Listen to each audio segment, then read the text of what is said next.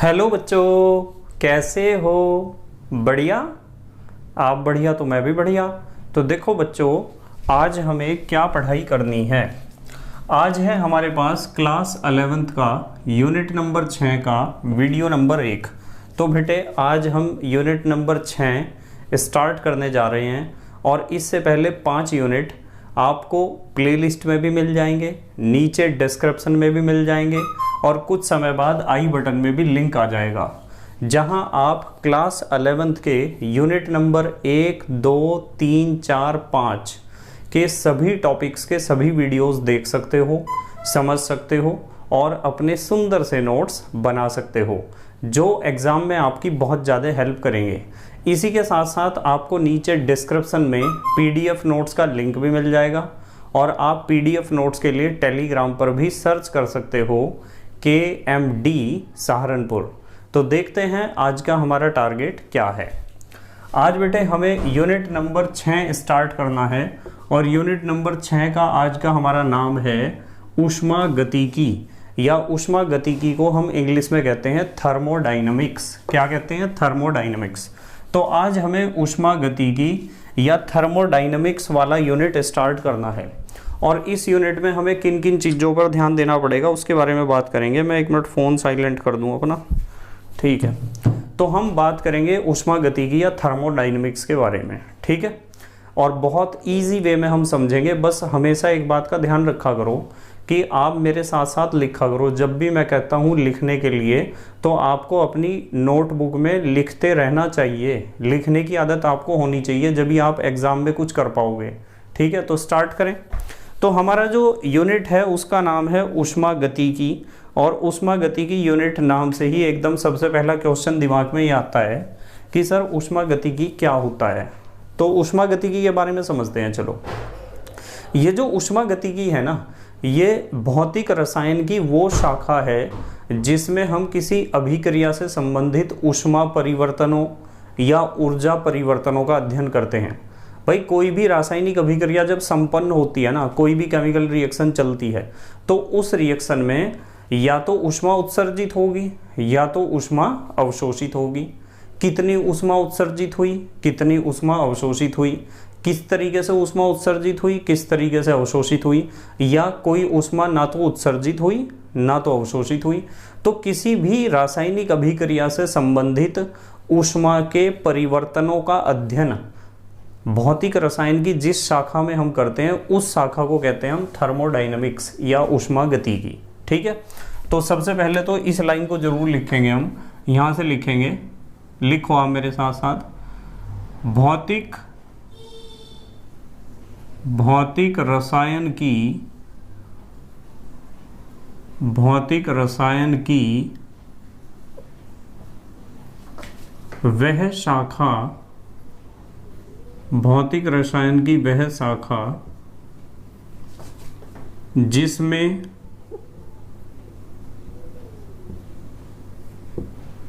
किसी, मेरे साथ साथ लिखा करो बेटे जब मैं कहता हूं भौतिक रसायन की वह शाखा जिसमें किसी रासायनिक अभिक्रिया में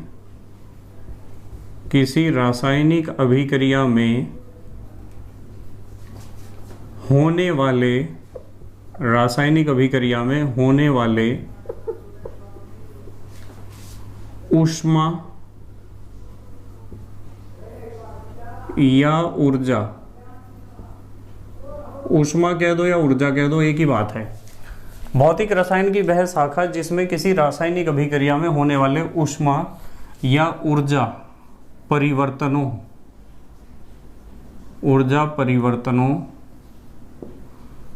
का अध्ययन किया जाता है, ऊर्जा परिवर्तनों का अध्ययन किया जाता है,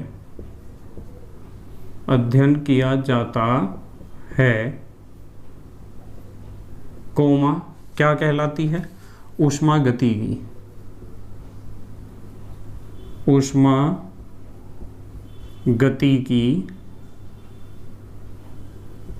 कहलाती है। तो इसे हम कहते हैं ऊष्मागतिकी। ये फिजिकल केमिस्ट्री का एक ब्रांच है, ठीक है। तो सबसे पहले तो ये बात हमें पता होनी चाहिए, ठीक है। अब हमें कुछ चीज़ें इसमें समझनी पड़ेंगी, मतलब ऊष्मागतिकी को समझना शुरू करने से पहले, इस यूनिट को स्टार्ट करने से पहले आपको किन किन छोटे छोटे पॉइंट्स को ध्यान रखना पड़ेगा, उसके बारे में बात करते हैं। चलो, सबसे पहले तो हम इसमें समझेंगे निकाय का क्या मतलब होता है। एक हेडिंग लिख लो आप, निकाय। एक हेडिंग लिखो निकाय, या निकाय का एक और नाम भी है, तंत्र भी कहते हैं इसे, तंत्र, सिस्टम। इंग्लिश में कहते हैं सिस्टम, इंग्लिश में भी इसका नाम लिख लो सिस्टम, SYSTEM। तो अब हम समझेंगे निकाय या सिस्टम का क्या मतलब होता है, ठीक है। ये जो पूरा ब्रह्मांड है ना, ब्रह्मांड कह दो या यूनिवर्स कह दो या संसार कह दो, इस संसार का, इस ब्रह्मांड का वो भाग जिस पर हम ऊष्मागतिकी का अध्ययन करेंगे, या जिसके ऊपर हम देखेंगे कि ऊष्मा का आदान प्रदान या ऊष्मा का परिवर्तन किस प्रकार हो रहा है, उस हिस्से को या उस भाग को हम कहते हैं निकाय या तंत्र या सिस्टम, जिसके ऊपर हमें प्रैक्टिकल करने हैं। कैसे, देखो मैं बताता हूँ। मान लो आपके पास एक बीकर है, ये एक बीकर है आपके पास, और आपने क्या करा, इस बीकर में आपने ले रखा है, मान लो पानी भर रखा है आपने यहाँ तक, इस बीकर में आपने यहाँ तक भर रखा है पानी, ठीक है। और आप पानी को गर्म कर रहे, ठीक है। नीचे से आप इसे क्या दे रहे हो, ऊष्मा। क्यों, आप पानी को लगातार गर्म कर रहे हो, क्या कर रहे हो, गर्म। तो आप प्रैक्टिकल किसके ऊपर कर रहे हो, आप पानी के ऊपर ही तो कर रहे हो प्रैक्टिकल। और यदि पानी के ऊपर आप प्रैक्टिकल कर रहे, तो मैं पानी को कहूँगा कि पानी निकाय है या तंत्र है या सिस्टम है। तो मतलब कहने की बात यह है कि ब्रह्मांड का वह भाग जिसका अध्ययन हम ऊष्मागतिकी में करते हैं, उस भाग को हम कहते हैं निकाय, जिसके ऊपर हमें प्रैक्टिकल करना होता है। तो मैं इस पानी को, इस जल को या इस द्रव को निकाय कहूँगा, इसे मैं कहूँगा कि ये क्या है, निकाय है, क्योंकि हम इसके ऊपर ऊष्मागतिकी का अध्ययन करेंगे। इसे गर्म करके देखेंगे, इसे ठंडा करके देखेंगे, इसका आयतन बढ़ा के देखेंगे, घटा के देखेंगे, इसके ऊपर दाब बढ़ा के देखेंगे, घटा के देखेंगे कि क्या क्या परिवर्तन इसमें होता है, ठीक है। तो आपको पता चल गया कि निकाय किसे कहते हैं। तो लिखो मेरे साथ साथ,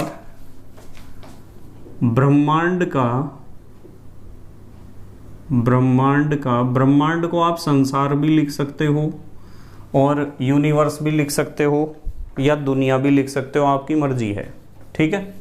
ब्रह्मांड का वह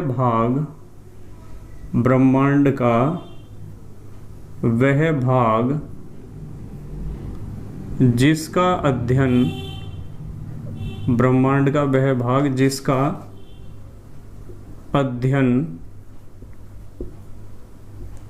अध्ययन ऊष्मागतिकी में किया जाता है,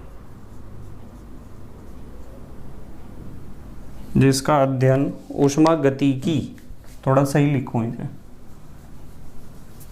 जिसका अध्ययन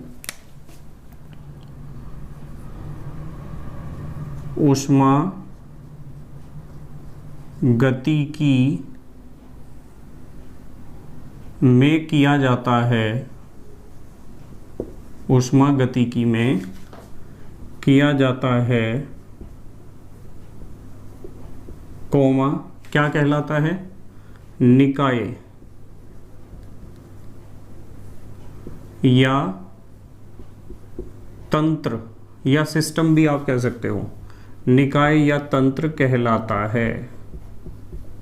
तो इसे कहते हैं निकाय या तंत्र। किसे कहते हैं, जिसका अध्ययन हमें थर्मोडायनेमिक्स में करना है, ऊष्मागतिकी में करना है, जिसके ऊपर हमें प्रैक्टिकल करना है, ऊष्मा परिवर्तनों का अध्ययन करना है, ठीक है। जैसे हमने यहाँ एग्जाम्पल लिया एक बीकर में रखा हुआ द्रव, ठीक है। यहाँ लिख लो आप एक उदाहरण, यहाँ कर लिख लो, जैसे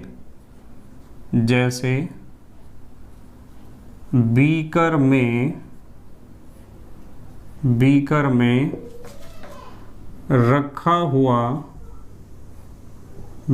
में रखा हुआ द्रव, बीकर में जो द्रव रखा हुआ है जिसके ऊपर हम ऊष्मा परिवर्तनों का अध्ययन करेंगे, उस द्रव को मैं कहूँगा कि वो निकाय है। बीकर में रखा हुआ द्रव क्या है? निकाय है। या फिर बीकर में रखा हुआ द्रव क्या है? तंत्र है। या फिर बीकर में रखा हुआ द्रव सिस्टम है। तो आप इसे सिस्टम भी कह सकते हो, जिसके ऊपर आपको प्रैक्टिकल करने हैं। ठीक है, तो ये तो हुआ निकाय। अब निकाय के बाद हम सीखेंगे कि परिवेश या परिपार्श्व कह दो या सराउंडिंग क्या होता है। भाई निकाय के चारों तरफ, यानी इस पानी के, इस द्रव के चारों तरफ का जितना भी हिस्सा है ब्रह्मांड का, निकाय को छोड़ के बाकी जितना भी हिस्सा बचा है, उस सारे को हम कहते हैं परिवेश। परिवेश का मतलब आप कैसे परिवेश में रह रहे हो। यदि मैं कहूँ कि मैं एक निकाय हूँ, तो मेरे चारों तरफ जो भी वातावरण है, जो भी माहौल है, उस सारे वातावरण या माहौल को मैं कहूँगा कि वो मेरा परिवेश है, वो मेरा परिपार्श्व है, वो मेरी सराउंडिंग है। इंग्लिश में शब्द पढ़ते हो ना, सराउंडिंग। सराउंडिंग का मतलब जो किसी वस्तु को चारों ओर से घेर कर रखता है, उसे कहते हैं सराउंडिंग। तो अब दूसरी चीज़ जो हमें यहाँ समझनी है वो है परिवेश। परिवेश क्या है? इसके चारों तरफ जो भी चीज़ है, इसके चारों तरफ जो भी है, चाहे वो हवा है, चाहे वो पानी है, चाहे वो बर्तन है, बीकर तो है ना कांच का बना हुआ, जो भी इसके चारों तरफ है, मैं जो यहाँ डॉट डॉट डॉट बना रहा हूँ कि ये इसलिए बना रहा हूँ कि ये हवा है, वायु है। ठीक है, तो किसी भी निकाय को चारों तरफ से जिसने भी घेर रखा है उसे हम कहते हैं परिवेश। तो इसे मैं परिवेश कहूँगा, परिवेश। या आप इसे परिपार्श्व भी कह सकते हो, या फिर आप इसे सराउंडिंग भी कह सकते हो।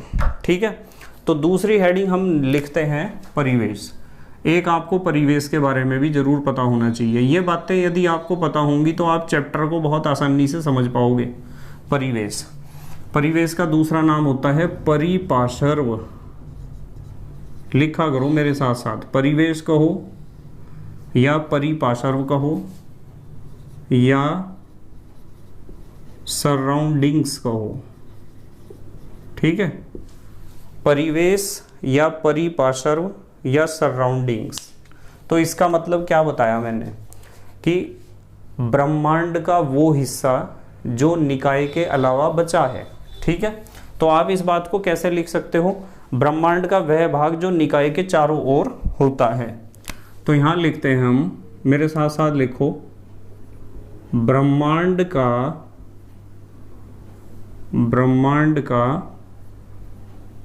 वह भाग, ब्रह्मांड का वह भाग जो, ब्रह्मांड का वह भाग जो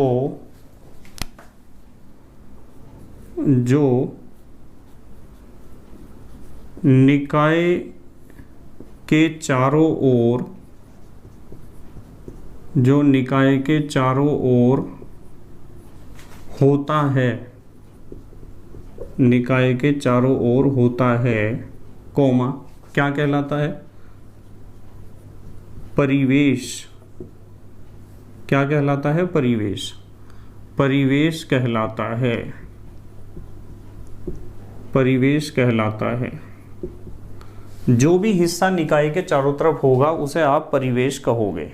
ठीक है, परिवेश को आप परिपार्श्व भी कह सकते हो। जैसे मैं कहूँ आपको कि बीकर, जिस बर्तन में आपने द्रव को रख रखा है बीकर में, तो बीकर भी अपने आप में परिवेश ही है।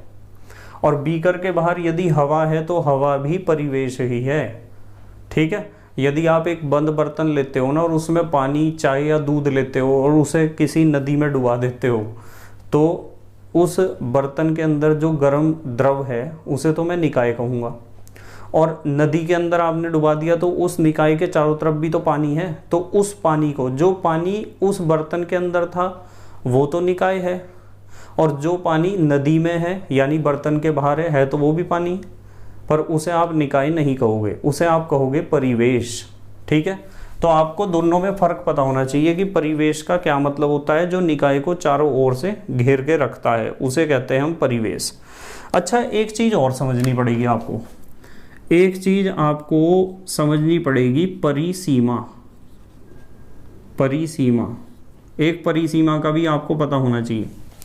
परिसीमा को हम कहते हैं बाउंड्री, BOUNDARY। मेरे साथ साथ लिखा करो बेटे। परिसीमा या बाउंड्री पता क्या होती है? परिसीमा या बाउंड्री ये होती है, ये जैसे मैं कहूँ कि बीकर की दीवारें, ये है परिसीमा। इसे आप परिसीमा कह सकते हो बीकर की दीवारों को, ठीक है। मतलब बीकर की दीवारों का अंदर वाला हिस्सा, बीकर की दीवार की कुछ मोटाई तो होगी ना, तो उस मोटाई का जो अंदर वाला हिस्सा है उसे कहते हैं परिसीमा। तो इसकी परिभाषा क्या लिखनी होगी? निकाय तथा परिवेश को पृथक करने वाली या तो वास्तविक या तो आभासी। आभासी का मतलब क्या होता है? काल्पनिक। तो निकाय को परिवेश से जो अलग करने वाली वास्तविक या आभासी सीमा है, उस सीमा को हम कहते हैं परिसीमा। तो लिखो मेरे साथ साथ, निकाय व परिवेश को, निकाय व परिवेश को पृथक, पृथक माने होता है अलग, निकाय व परिवेश को पृथक करने वाली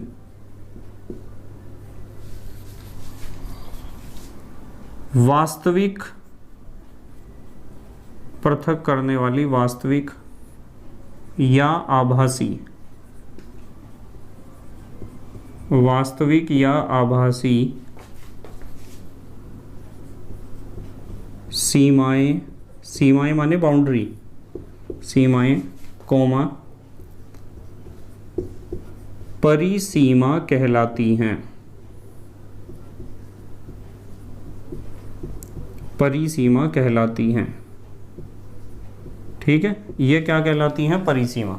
अब मैं इनके एग्जाम्पल देता हूँ, चलो सबके, ठीक है। वैसे तो मैंने पहला निकाय का उदाहरण तो दे दिया था, यहाँ हेडिंग लिखते हैं उदाहरण। उदाहरण में उसी चित्र को समझेंगे जो मैंने अभी बना रखा है। एक बीकर है, बीकर में हमने पानी ले रखा है और बीकर के चारों तरफ हवा है।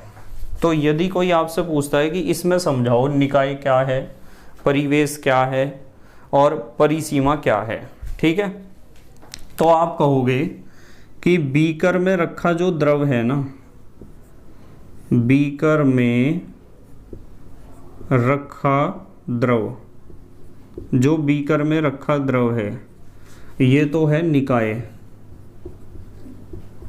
बीकर में रखा द्रव क्या है? निकाय है, ठीक है। अब दूसरी बात आई परिवेश की, कि परिवेश क्या है? तो द्रव के चारों ओर सभी वस्तुएं, जैसे वायु है, जैसे बीकर है, भाई वायु है, बीकर है, या कमरा है, या हवा है, जो भी कुछ है, तो बीकर, बीकर क्या? द्रव लिखो यहाँ, द्रव। बीकर से सही क्या रहेगा? द्रव, ठीक है, क्योंकि बीकर भी अपने आप में परिवेश ही है, बीकर भी परिवेश है। तो द्रव के चारों ओर, द्रव के चारों ओर की वस्तुएं,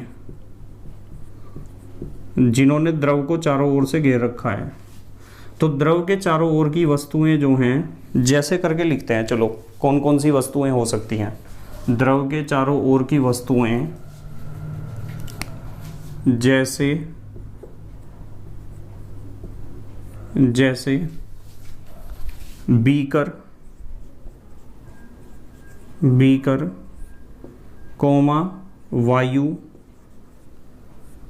कोमा कमरा, जिस कमरे में बीकर रखा है, ठीक है, आदि।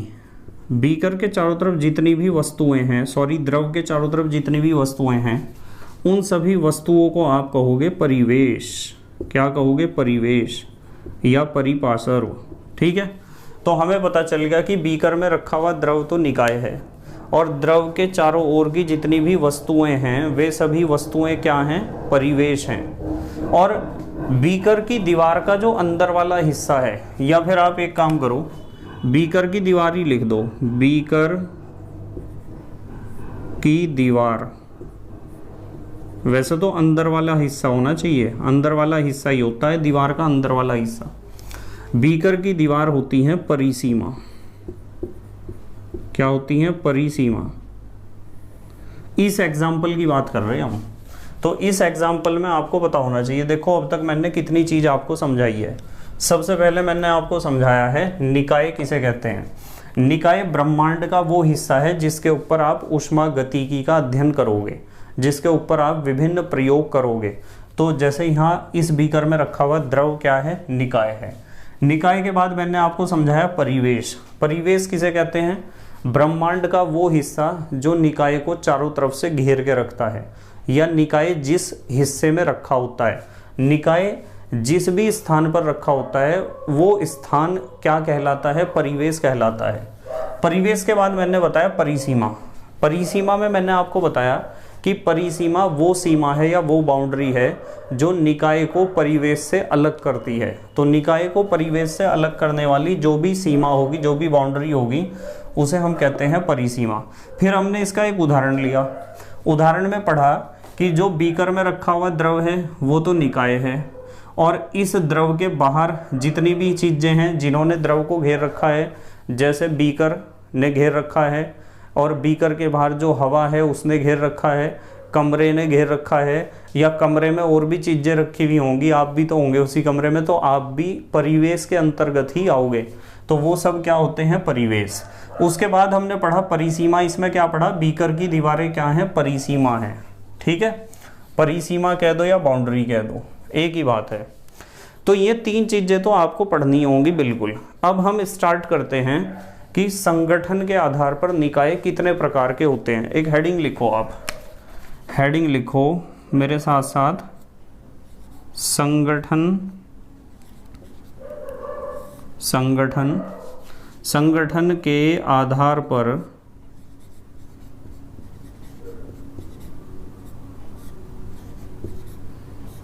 बिल्कुल ध्यान से समझना पड़ेगा। संगठन के आधार पर निकाय के प्रकार। निकाय तो पता चल गया आपको, निकाय के प्रकार। ठीक है, संगठन के आधार पर निकाय के प्रकार। तो संगठन के आधार पर निकाय होते हैं दो प्रकार के। लिख लो आप, कितने प्रकार के होते हैं? दो प्रकार के होते हैं। संगठन के आधार पर निकाय दो प्रकार के होते हैं। तो सबसे पहले हमें पढ़ना है, नंबर 1 हेडिंग लिख लो, समांगी निकाय। समांगी निकाय। समांगी निकाय को आप इंग्लिश में कह सकते हो होमोजीनियस सिस्टम।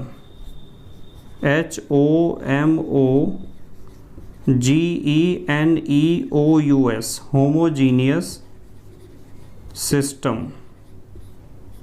ठीक है, नाम से ही पता चल रहा होगा आपको समांगी निकाय का क्या मतलब होता है। समांगी का मतलब होता है कि ऐसा निकाय जिसके प्रत्येक भाग का रासायनिक संगठन एक जैसा हो। ठीक है, होमो माने एक जैसा। ठीक है, समांगी माने जो जिसके सारे अंग समान हो। तो ऐसा निकाय जिसके प्रत्येक भाग का रासायनिक संगठन एक जैसा हो, ऐसे निकाय को हम कहते हैं समांगी निकाय। ठीक है, लिखो पहले, फिर मैं समझाता हूं कैसे।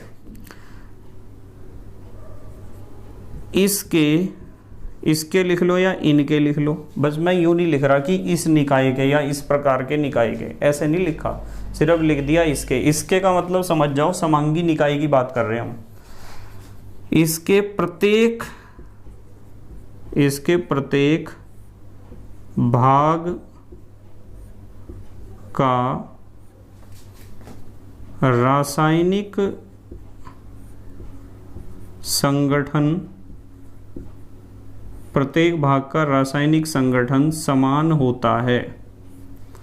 प्रत्येक भाग का रासायनिक संगठन समान होता है। बेटे जो बच्चा मेरे साथ साथ लिखेगा उसे सबसे ज़्यादा फायदा होने वाला है। मैं बार बार बताता रहता हूँ आपको। ठीक है भाई, निकाय के प्रत्येक भाग का रासायनिक संगठन समान होता है, इसका मतलब पता क्या है? इसका मतलब ये है कि निकाय में जितने भी अवस्थाएं हैं, जितने भी हिस्से हैं, वे सब समान प्रावस्था में होंगे, या तो सारे ठोस होंगे, या तो सारे द्रव होंगे, या तो सारे गैस होंगे। ठीक है। और रासायनिक संगठन का मतलब उसके कणों का साइज लगभग एक जैसा होगा। आप इस बात को भी लिख सकते हो कि प्रत्येक भाग का रासायनिक संगठन समान होने का मतलब यह है कि निकाय के सभी भाग समान प्रावस्था में होते हैं। लिख देते हैं चलो। अच्छा, यहाँ अर्थात लिखो, अर्थात निकाय के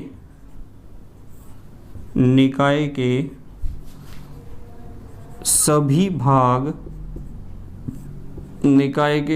भाग समान प्रावस्था में होते हैं।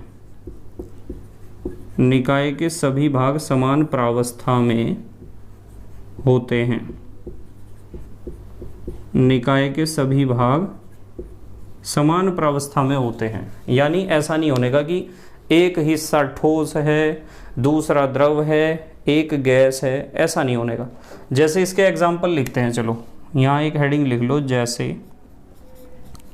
एग्जाम्पल से और अच्छा समझ में आ जाएगा आपको। जैसे समांगी निकाय के उदाहरण में आप दे सकते हो शुद्ध ठोस। शुद्ध ठोस, भाई शुद्ध ठोस का मतलब ऐसा ठोस जिसमें कोई भी अशुद्धि ना हो। जैसे मैं कहूँ कि शुद्ध लोहे का एक बड़ा सा टुकड़ा, तो उसके प्रत्येक भाग में Fe के ही तो परमाणु होंगे, तो सब सारे परमाणुओं का रासायनिक संगठन बिल्कुल एक जैसा होगा। इसके अलावा आप उदाहरण और क्या दे सकते हो, जैसे शुद्ध द्रवों का मिश्रण। शुद्ध द्रवों का मिश्रण, दो द्रव हैं और वे बिल्कुल शुद्ध हैं और आपस में घुलनशील भी हैं, तो उनका मिश्रण भी समांगी निकाय ही कहलाएगा। ठीक है। इसके अलावा आप गैसों का मिश्रण भी बता सकते हो। इसमें उदाहरण लिख लो, गैसों का मिश्रण। गैसों का मिश्रण, तो ये क्या है, ये समांगी निकाय हैं। समांगी शब्द का मतलब समझो कि उस निकाय में जितनी भी भाग हैं, ठीक है, जितने भी भाग हैं, जितनी भी इकाइयां हैं, उसमें जितने भी हिस्से हैं, उन सब का रासायनिक संगठन क्या होना चाहिए, समान होना चाहिए। यदि सबका रासायनिक संगठन समान है तो समझ जाओ समांगी निकाय है। ठीक है। और सबका रासायनिक संगठन समान होने का मतलब यह है कि जितने भी उसमें हिस्से हैं सारे एक ही प्रावस्था में होने चाहिए। उस निकाय के सारे भाग एक ही प्रावस्था में होने चाहिए। ठीक है। अब इसके विपरीत दूसरा हेडिंग क्या बनेगा, ये तो समांगी निकाय है। नंबर 2 हेडिंग लिख लो आप, विषमांगी निकाय। विषमांगी, यहीं लिख लो, अभी तो है जगह थोड़ी। विषमांगी निकाय, बताओ विषमांगी निकाय को इंग्लिश में आप क्या कहोगे? इंग्लिश में कहोगे, इसे तो होमोजीनियस कहा, इसे कहोगे हेट्रोजीनियस। HETROGENEOUS,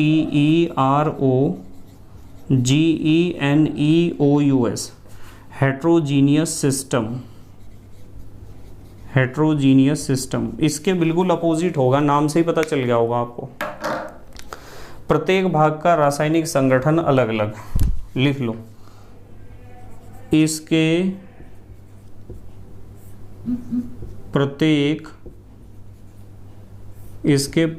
भाग का रासायनिक संगठन। अच्छा, कुछ बुक्स में ऐसे लिखा हुआ है संगठन को, तो इसमें कोई कंफ्यूजन नहीं होना चाहिए। ऐसे लिख लो या ऐसे लिख लो, मर्जी है आपकी, इसमें कंफ्यूजन नहीं होना चाहिए। इसके प्रत्येक भाग का रासायनिक संगठन कैसा होता है? अलग अलग होता है।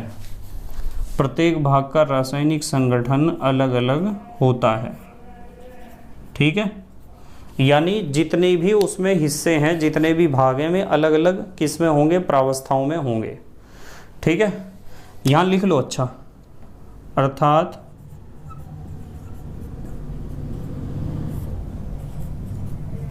सभी भाग अलग अलग सभी भाग अलग अलग प्रावस्था में होते हैं।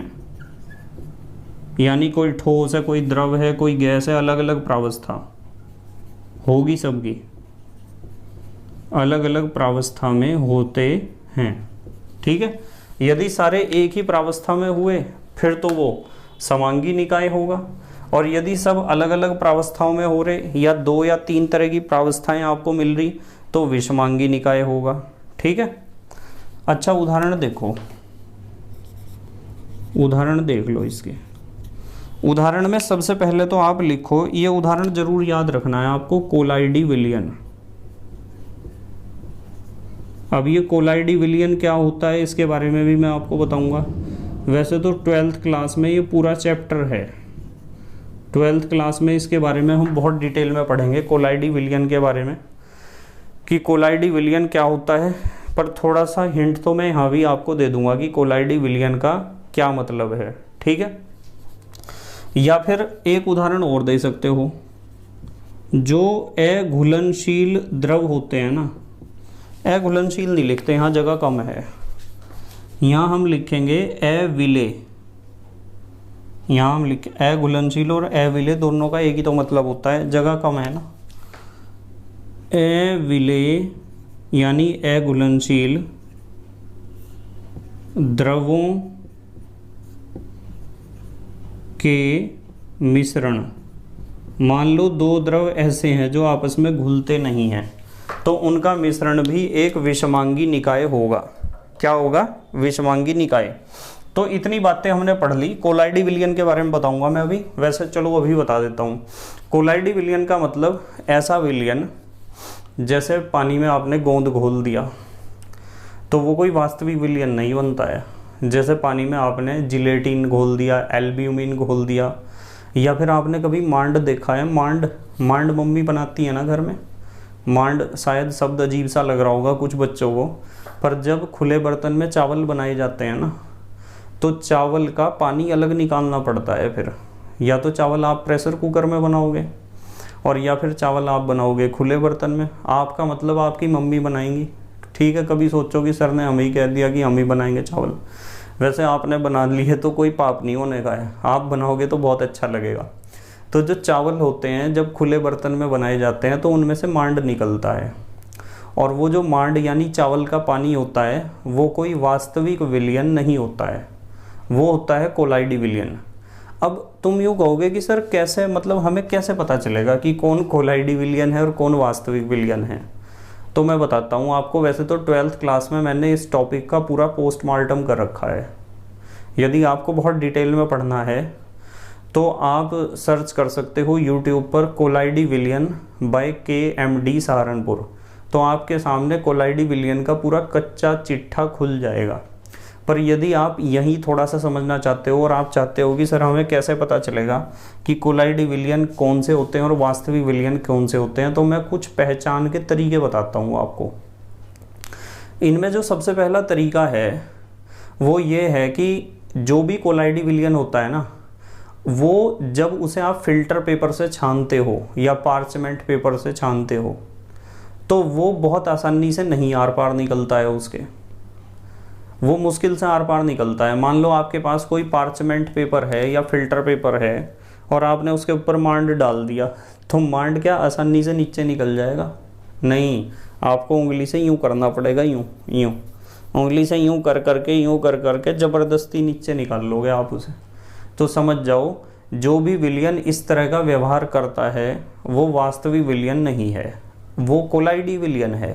क्योंकि वास्तविक विलयन के कणों का साइज तो छोटा होता है, वे तो एकदम निकल जाएंगे उस पार्चमेंट पेपर के छिद्रों से। भाई जिसमें कणों का आकार 1 नैनोमीटर से छोटा होता है ना, वो वास्तविक विलयन होता है। और जहाँ 1 नैनोमीटर से बड़ा होगा साइज, ठीक है, 100 नैनोमीटर या 1000 नैनोमीटर से छोटा होगा और 1 नैनोमीटर से बड़ा होगा, तो वो कोलाइडी विलयन होता है। तो कोलाइडी विलयन की पहचान पहली तो यह है कि वो पार्चमेंट पेपर के आर पार आसानी से नहीं निकलेगा, मुश्किल से निकलेगा। जैसे गोंद को पानी में घोल दो, जैसे मांड बना लो, तो गोंद और मांड देखो एक जैसे ही लगते हैं देखने में, ठीक है, पीने में तो अलग अलग है। कभी आप दोनों को टेस्ट करके देखो और कहो कि सर ने कहा था दोनों एक जैसे हैं, मैं उन्हें टच करने की बात कर रहा। कभी एक घूंट मांड का पियो और एक घूंट पी लो तुम गोंद का, गोंद को पानी में घोल के, ऐसा ना करना। वैसे कोई नुकसान तो देगा नहीं, पर यह चीज़ करनी नहीं है। मांड जरूर पीना है, बच्चों के लिए बहुत अच्छा होता है, क्योंकि मांड को असली नाम पता क्या होता है? मांड का, मांड का असली नाम होता है मंड, और मंड को हम हिंदी में तो मंड कहते हैं, इंग्लिश में हम इसे कहते हैं स्टार्च। और ये एक कार्बोहाइड्रेट है, और कार्बोहाइड्रेट में भी पॉलीसैकेराइड है, और इससे बहुत ज़्यादा एनर्जी मिलती है। जो छोटे बच्चे होते हैं ना, उन्हें मांड पीना चाहिए, बहुत बढ़िया होता है उनके लिए, छोटे बच्चों के लिए, ठीक है। जो अच्छे बच्चे, जो बच्चे की ग्रोथ आपको अच्छी चाहिए ना, तो जो चाइल्ड स्पेशलिस्ट डॉक्टर होते हैं ना, बाल रोग विशेषज्ञ, वे कहते हैं कि बच्चों को मांड पिलाना चाहिए, क्योंकि उससे बहुत एनर्जी मिलती है, ग्लूकोज से भी ज़्यादा एनर्जी होती है उसके अंदर, ध्यान रखना, ठीक है। आप जल्दी से पोज करके लिखो, फिर अगली पढ़ाई करेंगे हम। देखो, अच्छा चलो पहले मैं बताता हूँ। हमने पढ़ा निकाय, पता चल गया निकाय क्या है, परिवेश पढ़ा, परिसीमा पढ़ी, उस इन तीनों के एग्जाम्पल देखे। फिर संगठन के आधार पर निकाय के प्रकार में हमने पढ़ा 2 प्रकार हैं। समांगी निकाय कौन से हैं? जिनके प्रत्येक भाग का संगठन एक जैसा हो, ठीक है। और विषमांगी निकाय कौन से हैं? जिनके प्रत्येक भाग का संगठन अलग अलग हो। लिख लिया पोज करके? लिखो बेटे पोज करके जल्दी, फिर मैं अगले टॉपिक्स कवर कराता हूँ आपको। लिख लिया? ठीक है। तो इन सारी बातों का आपको बेटे पता होना चाहिए कि निकाय क्या है। मतलब निकाय शब्द का मतलब ही बच्चों को पता नहीं चलता कि निकाय या सिस्टम किसे कहते हैं।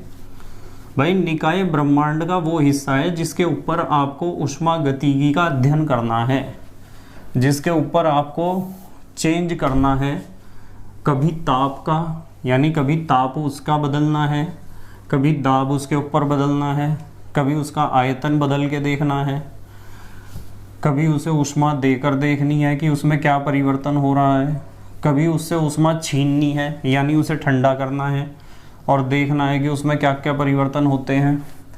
तो आपको ऊष्मा को लेकर विभिन्न प्रकार के प्रैक्टिकल करने हैं, और वे प्रैक्टिकल जिस भी निकाय, जिस भी वस्तु या ब्रह्मांड के जिस भी हिस्से के साथ या हिस्से के ऊपर आप करोगे, ब्रह्मांड के उस हिस्से को हम कहते हैं निकाय। अब बच्चों के दिमाग में यहाँ क्वेश्चन आता है कि सर यहाँ वैसे ज़्यादातर बच्चों को पता है ब्रह्मांड का, ब्रह्मांड किसे कहते हैं? ब्रह्मांड का मतलब ये पूरा संसार, ये यूनिवर्स। इस यूनिवर्स में एक वस्तु जिसके ऊपर आप प्रैक्टिकल कर रहे हो उसे तो निकाय कहते हैं हम। क्या कहते हैं? निकाय। और उसके चारों तरफ जो भी है ना, उसे सबको हम कहते हैं परिवेश। जैसे इस समय मैं क्या कर रहा हूँ बताओ? इस समय मैं बोर्ड को साफ कर रहा हूँ, तो मैं बोर्ड के ऊपर ही तो प्रयोग कर रहा हूँ, बोर्ड के ऊपर मैं काम कर रहा हूँ, तो मेरे लिए बोर्ड इस समय निकाय है। बोर्ड क्या है? निकाय, या कह दो तंत्र, या कह दो सिस्टम, क्योंकि मैं बोर्ड के ऊपर काम कर रहा हूँ, प्रैक्टिकल जो कर रहा हूँ, जो भी क्रियाकलाप कर रहा हूँ बोर्ड के ऊपर। तो मैं कहूँ कि यदि बोर्ड निकाय है तो परिवेश क्या है? परिवेश इस बोर्ड के चारों तरफ जो भी कुछ है, जैसे मैं भी इसके पास हूँ तो मैं भी परिवेश हूँ, इसके आसपास हवा है वो भी परिवेश है, इसके आसपास दीवारें हैं वो भी परिवेश हैं, तो ये सब क्या है? परिवेश। चलो खैर अगली बात कर रहे। अभी मेन चीज़ आपको मैंने 5 सिखाई। एक तो निकाय जिसके ऊपर आपको प्रैक्टिकल करने हैं ऊष्मागतिकी को लेकर, और एक परिवेश जिसने निकाय को चारों तरफ से घेर रखा है, और एक परिसीमा। परिसीमा वो बाउंड्री है, वो सीमा है जो निकाय को परिवेश से पृथक करती है, अलग करती है। 3 बातें तो ये पता होनी चाहिए। चौथी बात आपको पता होनी चाहिए कि संगठन के आधार पर निकाय 2 तरह के होते हैं, एक तो समांगी और एक विषमांगी। समांगी निकाय वो होता है जिसके प्रत्येक भाग का संगठन एक जैसा हो, यानी उसके जितने भी हिस्से हैं, जितने भी पार्ट हैं, उसके अंदर जो भी है मिलावट के रूप में, वे सब एक ही जैसे हों रासायनिक संगठन में। या तो सारे ठोस हों, या तो सारे द्रव हों, या तो सारे गैस हों, और वे भी एक ही रासायनिक संगठन वाले, ठीक है। और विषमांगी निकाय कैसा होता है? भाई विषमांगी निकाय ऐसा होता है जिसके प्रत्येक भाग का रासायनिक संगठन एक जैसा नहीं होता, अलग अलग तरह का होता है। ठीक है, और उदाहरण मैंने आपको बता ही दिए। चलो खैर अगली बात कर रहे। अब एक हेडिंग लिखो आप मेरे साथ साथ, ऊर्जा एवं पदार्थ के संचरण के आधार पर निकाय के प्रकार। हेडिंग लिखो, ऊर्जा एवं द्रव्य लिख लो या पदार्थ लिख लो, एक ही बात है। चलो पदार्थ भी लिख देता हूं ब्रैकेट में। ऊर्जा एवं पदार्थ के संचरण, संचरण का मतलब गति करना, चलना, एक स्थान से दूसरे स्थान पर जाना। ऊर्जा एवं द्रव्य या पदार्थ के संचरण के आधार पर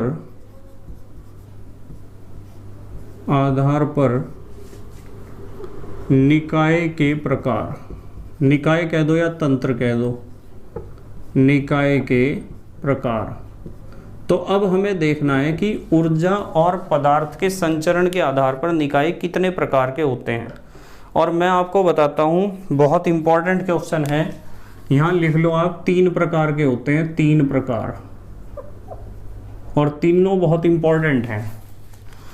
देखो ऊर्जा और पदार्थ के संचरण का मतलब समझ रहे आप कि निकाय और परिवेश के बीच ऊर्जा और पदार्थ में से किसका आदान प्रदान हो सकता है। संचरण का मतलब ये जो ऊर्जा और पदार्थ है ना, इसका लेना देना होगा, इसका आदान प्रदान होगा किस किस के बीच, निकाय के बीच और परिवेश के बीच। यदि निकाय और परिवेश के बीच ऊर्जा और द्रव्यमान के आदान प्रदान के हम बारे में बात करें ना, तो उस आधार पर निकाय कितने प्रकार के होते हैं, 3 प्रकार के होते हैं। और उनमें सबसे पहले हमें पढ़ना है खुला या विवृत निकाय। हेडिंग नंबर 1 लिख लो आप, खुला, खुला या खुले को संस्कृत में यदि आप कहोगे तो विवृत कहोगे, विवृत, विवृत निकाय। इंग्लिश में क्या कहोगे, अच्छा बताओ, खुले को क्या कहते हैं, open, open system, open system. समझाऊं इसका मतलब, इसका मतलब समझ रहे। चलो मैं आपको कह रहा कि यार मेरे पास जो है ना, एक बेटे हमारे पास एक बीकर है खुला हुआ, और इस बीकर में मैंने पानी रख रखा है, बीकर में पानी रख रखा है, और मैं पानी को गर्म कर रहा हूँ एक बर्नर के द्वारा। एक बर्नर कह दो या स्प्रिट लैंप कह दो, ये इस तरह। तो मुझे एक बात बताओ, ये द्रव है बीकर में रखा हुआ या खुले बर्तन में रखा हुआ एक द्रव है। जब आप इसे गर्म करोगे या ठंडा करोगे, कुछ भी करोगे, तो मुझे एक बात बताओ कि ये बीकर में रखा हुआ जो द्रव है ये तो निकाय है, और इसके चारों तरफ जो हवा है वो क्या है, परिवेश। तो यूँ बताओ कि ये परिवेश के साथ द्रव्यमान का या द्रव्य का या पदार्थ का आदान प्रदान कर सकता है क्या? आप कहोगे कि हाँ सर कर सकता है। मैं पूछूंगा कैसे कर सकता है? आप कहोगे कि सर जब आप इसे गर्म करोगे ना पानी को, तो पानी की भाप बनेगी, और वो भाप जो है इस बीकर में से निकल के परिवेश में ही तो फैल जाएगी, वातावरण में ही तो फैल जाएगी भाप। इसका मतलब ये है कि यहाँ जो द्रव है वो निकाय है, और इसमें से भाप यदि उड़ रही है, वातावरण में जा रही है, परिवेश में जा रही है, तो भाप तो बेटे पदार्थ ही है। क्या भाप पदार्थ की एक अवस्था नहीं है? आप इसे भाप को पदार्थ भी कह सकते हो, द्रव भी कह सकते हो, कुछ भी कह सकते हो। आप पदार्थ कहो, द्रव्य कहो, द्रव्यमान कहो, एक ही बात है। तो इसका मतलब ये खुला हुआ बर्तन जो है जिसमें आप पानी को गर्म कर रहे, ये परिवेश के साथ द्रव्य का आदान प्रदान, पदार्थ का आदान प्रदान कर सकता है। अब मेरा दूसरा सवाल यह है कि बताओ ऊष्मा का आदान प्रदान कर सकता है क्या? आप कहोगे कि हाँ सर ऊष्मा का आदान प्रदान तो हो रहा है। मैं पूछूंगा कैसे हो रहा है? आप कहोगे कि जी इसे बीकर में रखे हुए पानी को गर्म नहीं कर रहे आप, और गर्म कर रहे तो बीकर में जो पानी रखा हुआ उसके चारों तरफ जितनी भी चीज़ होती है आपने उसे परिवेश कहा था। इसका मतलब बाहर की हवा भी परिवेश है, और नीचे रखा हुआ बर्नर भी तो परिवेश है, और बर्नर में जलती हुई जो आग है वो भी तो परिवेश है। तो परिवेश ने इसे ऊष्मा नहीं दी, इसका मतलब ऊर्जा का आदान प्रदान भी ये परिवेश के साथ कर रहा है। तो जो निकाय परिवेश के साथ ऊर्जा का भी आदान प्रदान कर सकता हो और द्रव्य अर्थात पदार्थ का भी आदान प्रदान कर सकता हो, ऐसे निकाय को हम कहते हैं खुला निकाय या विवृत निकाय या ओपन सिस्टम। जैसे खुले बीकर में रखा हुआ पानी या कोई भी द्रव। बताओ समझ में आई क्या बात? लिखो चलो मेरे साथ साथ। वह निकाय, वह की जगह यह लिखो, यह निकाय। यह निकाय का मतलब कौन सा निकाय? खुला निकाय। यह निकाय परिवेश के साथ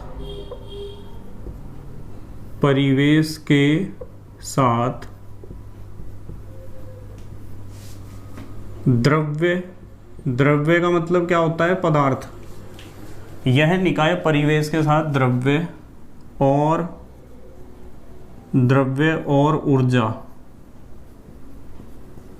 और ऊर्जा दोनों का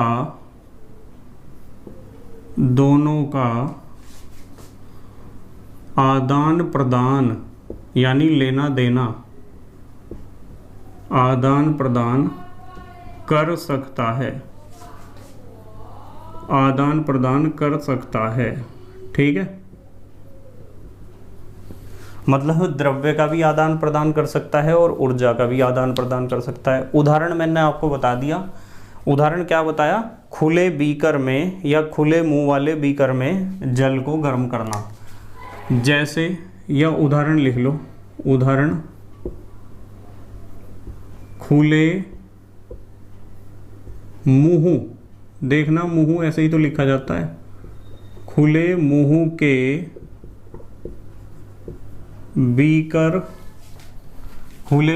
बीकर में जल को क्या करना? गर्म करना। तो खुले मुंह के बीकर में यदि आप पानी को या किसी भी द्रव को गर्म करोगे तो भाप बाहर निकल रही, इसका मतलब द्रव्य का आदान प्रदान हो रहा, पदार्थ का आदान प्रदान हो रहा परिवेश के साथ, और ऊष्मा आप दे रहे, उसे गर्म कर रहे पानी को या द्रव को, तो इसका मतलब परिवेश के साथ ऊष्मा का भी या ऊर्जा का भी आदान प्रदान हो रहा है। ठीक है, उसके बाद नंबर 2 पे हमें पढ़ना है बंद या संवृत निकाय। नंबर 2 हेडिंग लिखो, बंद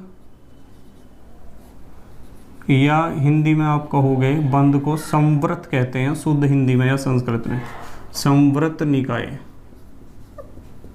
संवृत निकाय। बंद को हम कहते हैं क्लोज्ड सिस्टम। ठीक है, इसका भी एक एग्जांपल देता हूं आपको। चलो एग्जांपल से जल्दी समझ में आ जाएगा।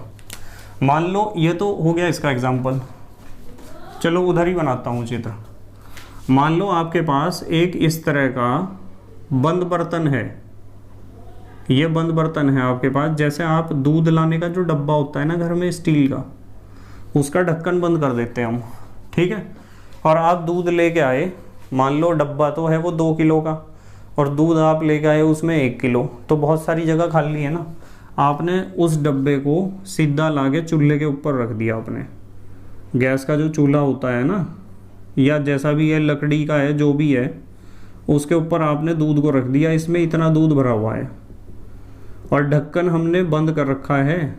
ठीक है, तो मुझे यूँ बताओ, बंद बर्तन में यदि आपने किसी द्रव को लिया और गर्म कर रहे, तो बताओ द्रव्य का आदान प्रदान होगा क्या परिवेश के साथ? नहीं होगा ना। क्यों नहीं होने का बताओ? क्योंकि ढक्कन बंद है। यदि इसमें भाप बनेगी तो अंदर ही रहेगी ना, अंदर, बाहर तो नहीं निकलने की भाप। और यदि भाप बाहर नहीं निकल रही है, इसका मतलब डब्बे के अंदर से द्रव्यमान या द्रव्य या पदार्थ परिवेश में नहीं जा पा रहा है, और ना ही आप बाहर से इसमें कुछ डाल सकते हो। भाई ना तो पदार्थ बाहर निकल रहा और ना तो पदार्थ आ पा रहा है अंदर। इसका मतलब निकाय और परिवेश के बीच द्रव्य या पदार्थ का आदान प्रदान नहीं हो सकता है। पर क्या ऊर्जा का आदान प्रदान हो सकता है? आप कहोगे कि हाँ सर, ऊर्जा का आदान प्रदान तो हो रहा है। कैसे हो रहा है? ऐसे हो रहा है कि आपने डब्बे में जो दूध रख रखा उसे गर्म तो कर रहे हैं आप भाई। इस दूध के चारों तरफ बर्नर है, बर्नर भी परिवेश का एक हिस्सा है, स्पिरिट लैंप भी परिवेश का एक हिस्सा है, या आपका गैस का चूल्हा भी परिवेश का एक हिस्सा है, और आप उससे इसे ऊष्मा तो दे ही रहे, गर्म तो कर ही रहे दूध को, ठीक है। तो बंद निकाय उस निकाय को कहते हैं जो परिवेश के साथ केवल ऊर्जा का आदान प्रदान कर सकता हो, द्रव्य का आदान प्रदान नहीं कर सकता हो, ठीक है। तो यहाँ लिखो यह निकाय या इस प्रकार का निकाय, ऐसे भी लिख सकते हो, यह निकाय परिवेश के साथ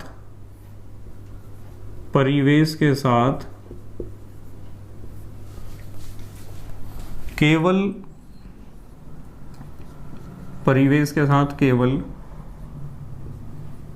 ऊर्जा का आदान प्रदान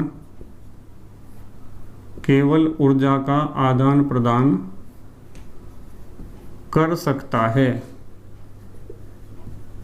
केवल ऊर्जा का आदान प्रदान कर सकता है, अपितु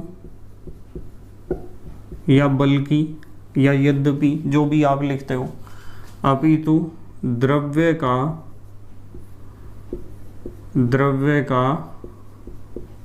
द्रव्य माने क्या होता है, पदार्थ, द्रव्य का आदान प्रदान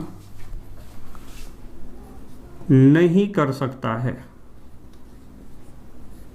द्रव्य का आदान प्रदान नहीं कर सकता है। तो केवल किसका आदान प्रदान कर पा रहा है, ऊर्जा का, ठीक है। ऊर्जा का तो आदान प्रदान हो रहा, पर द्रव्य या पदार्थ का आदान प्रदान नहीं हो पा रहा है परिवेश के साथ। इसका उदाहरण लिख सकते हो आप, उदाहरण यहां लिखते हैं, उदाहरण में लिखो, बंद बर्तन में भरे जल को क्या करना, गर्म करना।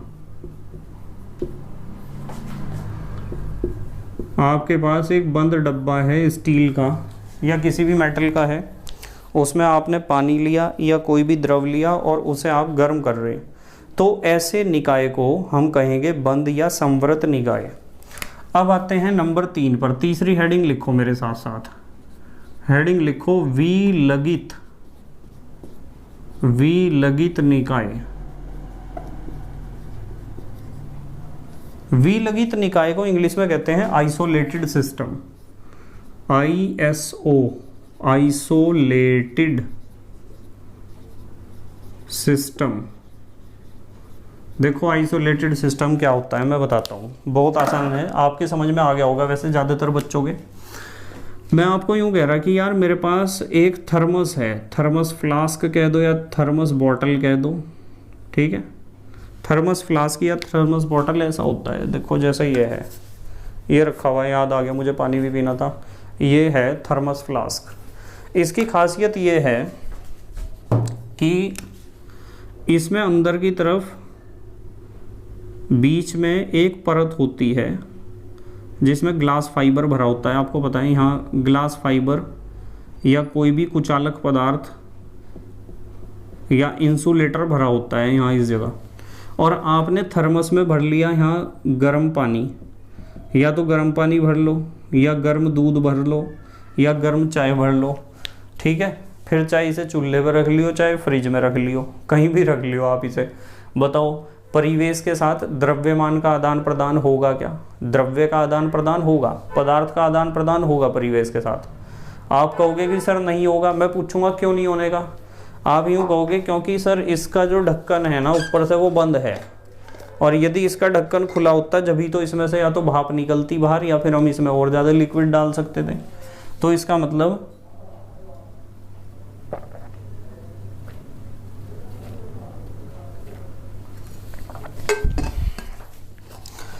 मतलब ये है कि थर्मस में यदि आप पानी को रखोगे, गर्म पानी को या किसी भी गर्म द्रव को रखोगे, तो वो परिवेश के साथ द्रव्य का आदान प्रदान नहीं कर सकता। इसके अलावा थर्मस में रखा है तो ना तो इसमें ऊष्मा की हानि होगी और ना तो इसे ऊष्मा का लाभ होगा, ना तो ऊष्मा बाहर निकलेगी और ना तो ऊष्मा इसके अंदर जाएगी, तो ऊर्जा का भी आदान प्रदान नहीं हो पाएगा। ठीक है, तो जब कोई निकाय ऐसा हो जो परिवेश के साथ द्रव्य एवं ऊर्जा दोनों में से किसी का भी आदान प्रदान नहीं कर सकता हो, तो ऐसे निकाय को हम कहते हैं विलगित निकाय या आइसोलेटेड सिस्टम। तो यहाँ लिखो आप मेरे साथ साथ, यह है परिवेश के साथ, यह परिवेश के साथ, परिवेश किसी आदमी का नाम नहीं है, ध्यान रखना, पता है ना परिवेश क्या है, निकाय को चारों तरफ से जिसने घेर रखा है वो है परिवेश। कभी सोचो कोई आदमी है परिवेश। यह परिवेश के साथ न तो परिवेश के साथ न तो द्रव्य का, न तो द्रव्य का और न ही द्रव्य की बहन का नाम क्या है, और न ही ऊर्जा का, और न ही ऊर्जा का आदान प्रदान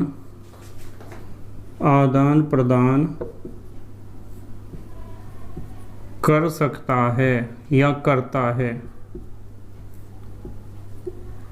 ठीक है, न तो द्रव्य का और न ही ऊर्जा का, न तो द्रव्य का न ही ऊर्जा का।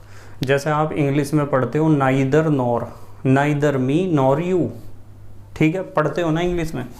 तो न तो द्रव्य का और न ही ऊर्जा का आदान प्रदान कर सकता है।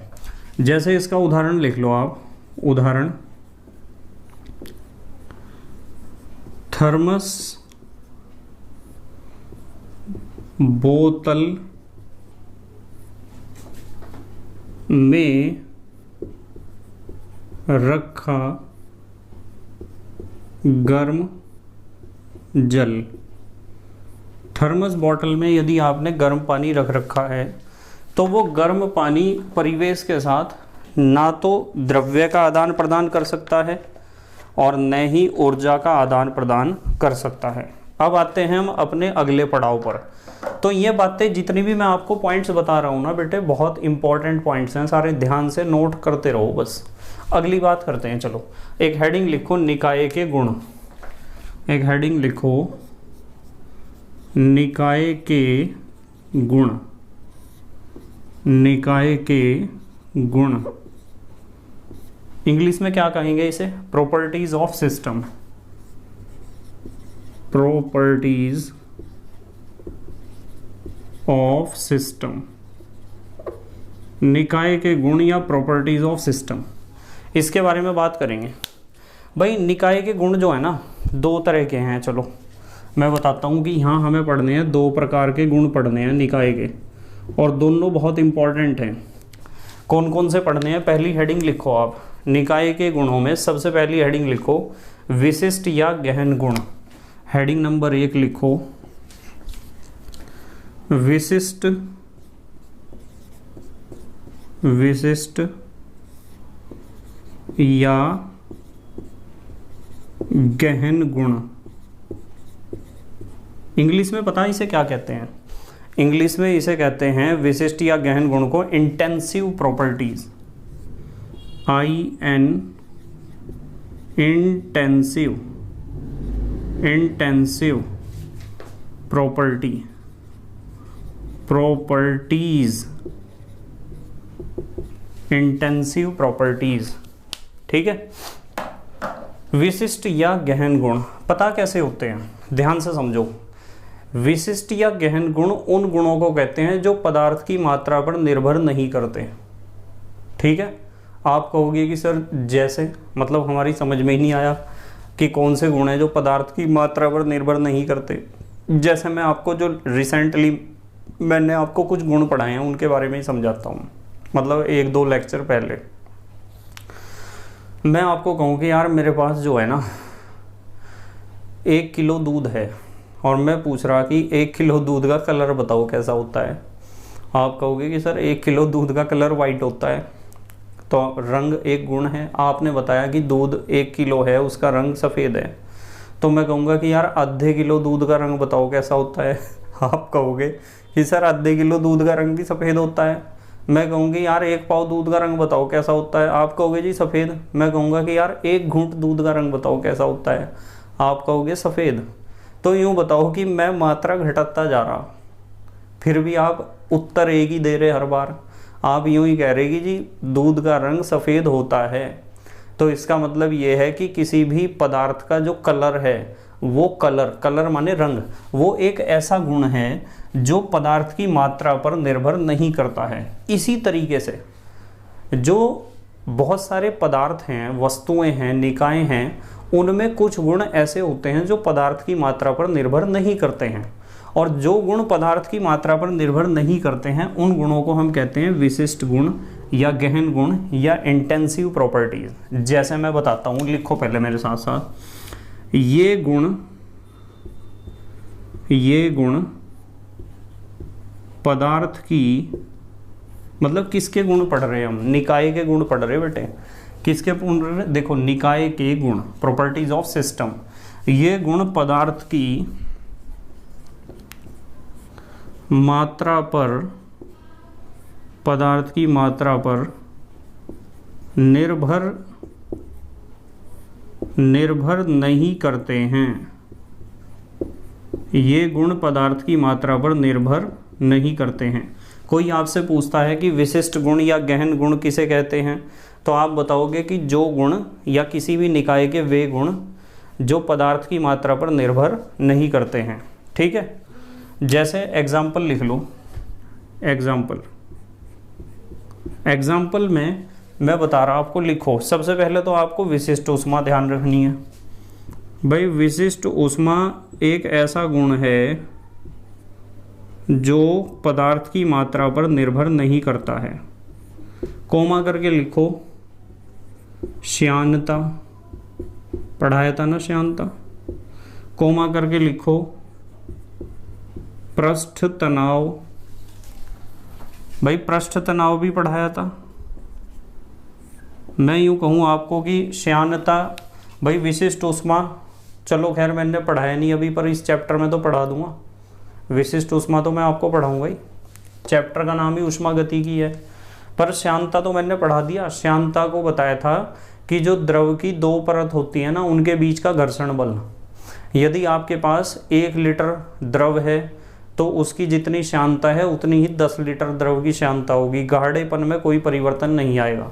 और पृष्ठ तनाव भी मैंने बताया था कि पृष्ठ तनाव क्या होता है कि द्रव की सतह पर यदि 1 सेंटीमीटर लंबी रेखा खींच दी जाए तो उस रेखा के लंबवत लगने वाला बल, उसे कहते हैं पृष्ठ तनाव। पृष्ठ तनाव वो गुण होता है जो किसी द्रव के पृष्ठ को, सरफेस को, सतह को कम से कम क्षेत्रफल तक घटाने का प्रयास करता है, और वो भी एक गहन गुण है, यानी पदार्थ की मात्रा पर निर्भर नहीं करता है।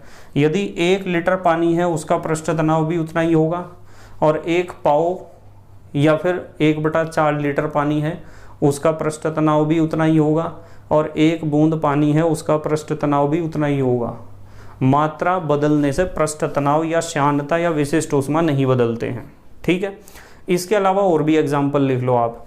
घनत्व, सांद्रता, दाब, क्वथनांक। लिखो घनत्व, सांद्रता, दाब, क्वथनांक, लिखते रहो मेरे साथ साथ, हिमांक आदि। अब जैसे मैं आपको कहूँ कि मेरे पास 1 किलो पानी है, उसका क्वथनांक 100 डिग्री सी है, तो बताओ 10 किलो पानी का क्वथनांक कितना होगा? 1000 डिग्री सी होगा कोई नहीं। तो पानी चाहे 1 किलो हो, चाहे 10 किलो हो, चाहे 100 किलो हो, चाहे 1000 किलो हो, यदि शुद्ध जल है तो उसका क्वथनांक तो उतना ही रहेगा। तो इसका मतलब क्वथनांक एक ऐसा गुण है जो पदार्थ की मात्रा पर निर्भर नहीं करता है। तो किसी भी निकाय के वे सभी गुण जो पदार्थ की मात्रा पर निर्भर नहीं करते हैं, उन सभी गुणों को हम कहते हैं गहन गुण या विशिष्ट गुण या इंटेंसिव प्रॉपर्टी। ठीक है, ये सारे गुण ऐसे ही हैं जो पदार्थ की मात्रा पर निर्भर नहीं करते। उसके बाद नंबर 2 हेडिंग लिखो आप। दूसरा गुण क्या पढ़ना है हमें? नंबर 2 पे हमें पढ़ना है विस्तीर्ण गुण। विस्तीर्ण गुण, और विस्तीर्ण गुण को इंग्लिश में कहते हैं extensive property, EXTENSIVE, extensive properties. Extensive properties. अब तो होशियार बच्चों के समझ में आ गया होगा कि क्या है भाई। विशिष्ट गुण वे हैं जो पदार्थ की मात्रा पर निर्भर नहीं करते हैं, तो विस्तीर्ण गुण वे होंगे जो पदार्थ की मात्रा पर निर्भर करते हैं, यानी मात्रा बदलने से बदल जाएंगे। ठीक है, कैसे बदल जाएंगे, बहुत सारे एग्जाम्पल मैं आपको बताऊंगा, फिर भी एक एग्जाम्पल बताता हूँ। मोलों की संख्या, 1 लीटर पानी में मोलों की संख्या x है, तो 2 लीटर पानी में मोलों की संख्या भी कोई x होगी क्या? 3 लीटर पानी में मोलों की संख्या x होगी क्या? जितना ज़्यादा आप मात्रा बढ़ाओगे उतने ज़्यादा मोलों की संख्या बढ़ेगी। इसका मतलब मोलों की संख्या एक एक्सटेंसिव प्रॉपर्टी है, एक विस्तीर्ण गुण है। कैसा गुण है? विस्तीर्ण गुण। तो लिखो मेरे साथ साथ, ये गुण पदार्थ की मात्रा पर निर्भर करते हैं। ये गुण पदार्थ की मात्रा पर निर्भर करते हैं। तो जो गुण पदार्थ की मात्रा पर निर्भर नहीं करते वे विशिष्ट गुण हैं या गहन गुण हैं, और जो पदार्थ की मात्रा पर निर्भर करते हैं वे विस्तीर्ण गुण हैं। कैसे गुण हैं? विस्तीर्ण गुण। अब इसके एग्जाम्पल लिख लो आप। एग्जाम्पल में लिखो, यहाँ लिखते हैं एग्जाम्पल, मोलों की संख्या। मोलों की संख्या, मेरे साथ साथ लिखते रहो। मुक्त ऊर्जा, एंथैल्पी, एंट्रोपी। मुक्त ऊर्जा पढ़ाऊंगा,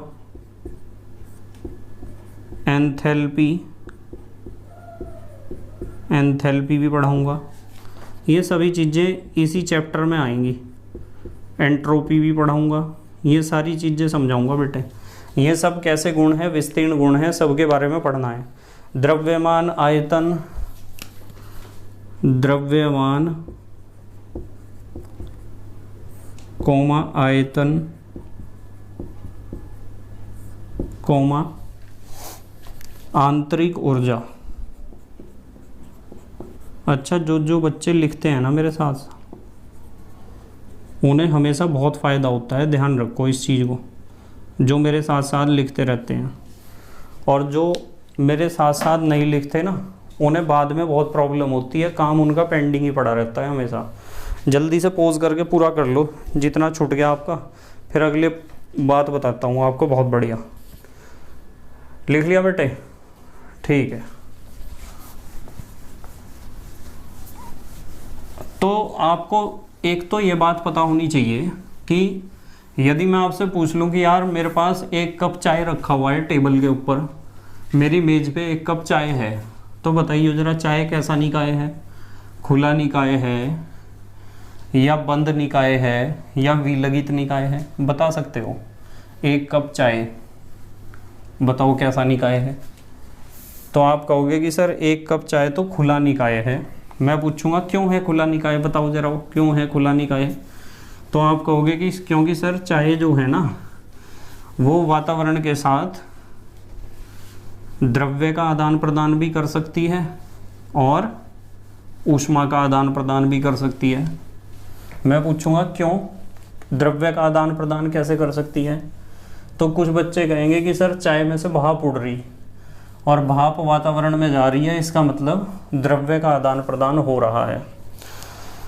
और कुछ बच्चे कहेंगे सर उस चाय को आप पी लोगे थोड़ी देर में और आप चाय के चारों तरफ हो, इसका मतलब आप परिवेश हो, और आपने चाय को पी लिया, इसका मतलब वो जो पदार्थ था, द्रव्य था अर्थात चाय, वो वहाँ से कहाँ शिफ्ट हो गया? परिवेश में शिफ्ट हो गया। इसका मतलब द्रव्य का आदान प्रदान हुआ है परिवेश के साथ, इसलिए वो खुला निकाय है।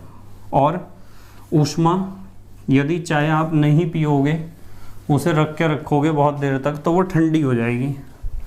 मैं पूछूंगा क्यों हो जाएगी ठंडी, तो आप जवाब दोगे कि सर इसलिए ठंडी हो जाएगी क्योंकि ऊष्मा वातावरण में, परिवेश में चली जाएगी। इसका मतलब परिवेश के साथ द्रव्य और ऊर्जा दोनों का आदान प्रदान हो रहा है, और यदि द्रव्य और ऊर्जा दोनों का आदान प्रदान होता है तो ऐसे निकाय को हम कहते हैं खुला निकाय। तो एक कप में चाय रखना खुला निकाय का उदाहरण है, ठीक है। एक बंद डब्बे में स्टील के चाय रखना बंद निकाय का उदाहरण है, और एक थर्मस में चाय रखना एक विलगित निकाय का उदाहरण है, ठीक है। ध्यान रखना इस चीज़ को। और बताओ जरा, यूँ बताओ, गहन गुण किसे कहते हैं? गहन गुण या विशिष्ट गुण, जो पदार्थ की मात्रा पर निर्भर नहीं करते, और जो गुण पदार्थ की मात्रा पर निर्भर करते हैं उन्हें क्या कहते हैं? विस्तीर्ण गुण। ध्यान रखोगे इन सभी बातों को। चलो अगले स्टेप पर चल रहे हैं। अब हम पढ़ेंगे ऊष्मागतिकी साम्य। हेडिंग लिखो चलो। अब हम पढ़ेंगे ऊष्मागतिकी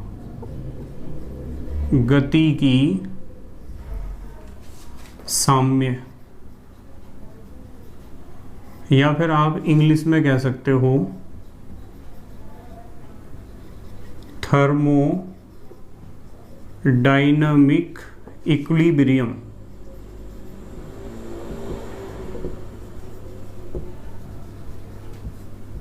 थर्मोडायनामिक इक्विलिब्रियम। देखो ऊष्मागतिक साम्य पता क्या होते हैं? ऊष्मागतिक साम्य ऐसे होते हैं कि जब किसी निकाय के स्थूल गुणों जैसे ताप, दाब, आयतन में समय के साथ कोई परिवर्तन नहीं होता। कोई भी निकाय है और उसके कुछ गुण हैं जैसे ताप, दाब, साम्य, और उनमें समय के साथ कोई परिवर्तन नहीं हो रहा है, तो ऐसी अवस्था को हम कहते हैं ऊष्मागतिक साम्य, कि वो निकाय क्या है? ऊष्मागतिक साम्य की अवस्था में है।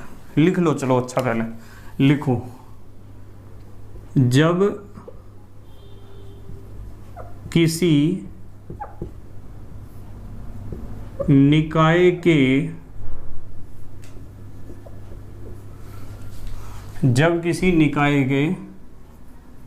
स्थूल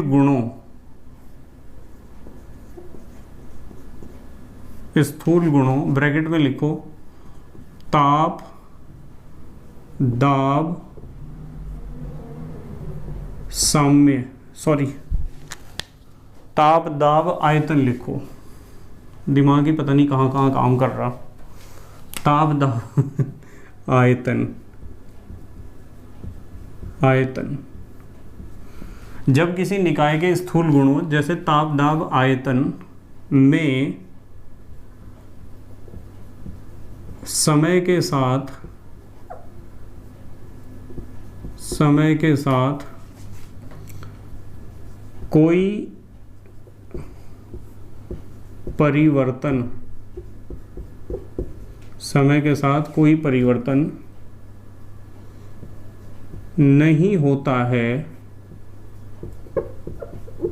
साथ कोई परिवर्तन नहीं होता है, तो निकाय की ऐसी अवस्था क्या कहलाती है?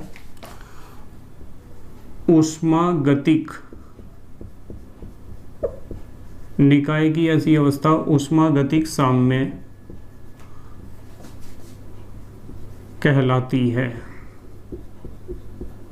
ऊष्मागतिक साम्य कहलाती है, ऐसी अवस्था को कहते हैं ऊष्मागतिक साम्य।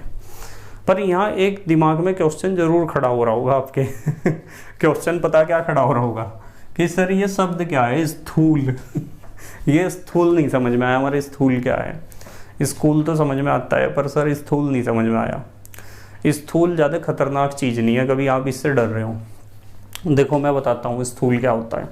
स्थूल का मतलब है जो बाहर से दिखाई देते हो, जो बाहर से महसूस होते हो। जैसे ताप को आप महसूस कर सकते हो, ठीक है, उसे देख सकते हो, समझ सकते हो, उसके परिवर्तन को आसानी से ज्ञात कर सकते हो। तो जो भी गुण आपको बाहर से दिखाई देते हैं ना, उन गुणों को कहते हैं स्थूल। ठीक है, बस इतना समझ जाओ कि वे सभी गुण जिन्हें आप आसानी से समझ सकते हो, महसूस कर सकते हो, उन सभी गुणों को हम कहते हैं स्थूल गुण। ठीक है, क्लियर हुई बात? इसमें ज़्यादा कन्फ्यूजन नहीं होना चाहिए। तो हमने पढ़ा कि मान लो आपके पास कोई भी निकाय है और उस निकाय में आप देख रहे या तो ताप में कोई चेंज नहीं हो रहा, या तो दाब में कोई चेंज नहीं हो रहा, या तो आयतन में कोई चेंज नहीं हो रहा, तो समझ जाओ कि वो निकाय ऊष्मागतिक साम्य की अवस्था में है। ठीक है, जैसे थर्मस में रखा हुआ गर्म चाय या गर्म पानी या गर्म दूध, उसके ताप दाब आयतन में कोई चेंज यदि नहीं हो रहा किसी एक में भी, या तो ताप में या तो दाब में या तो आयतन में, तो आप कह सकते हो कि ऊष्मागतिक निकाय जो हमारा है वो साम्य अवस्था में है। कौन सी अवस्था में? साम्य अवस्था में। अब हम बात करेंगे कि ये कितने प्रकार के होते हैं। यहाँ लिख लो, यहाँ लिखो, ये 3 प्रकार के होते हैं। इसके तीनों प्रकार पढ़ेंगे हम। ये जितनी भी छोटी छोटी परिभाषाएं मैं आपको बता रहा ना, सारी एग्जाम में पूछी जाती हैं। ठीक है, सारी आपको पता होनी चाहिए। 3 प्रकार के होते हैं। सबसे पहले बात करेंगे रासायनिक साम्य की। हेडिंग नंबर 1 डालो, रासायनिक साम्य। इंग्लिश में क्या कहोगे?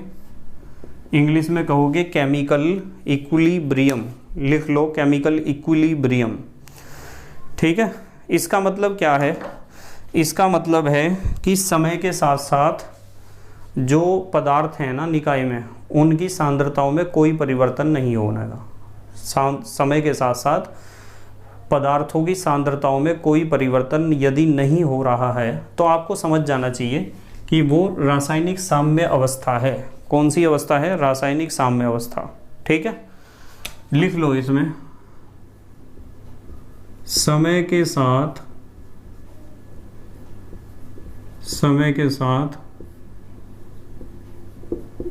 पदार्थों की सांद्रताओं में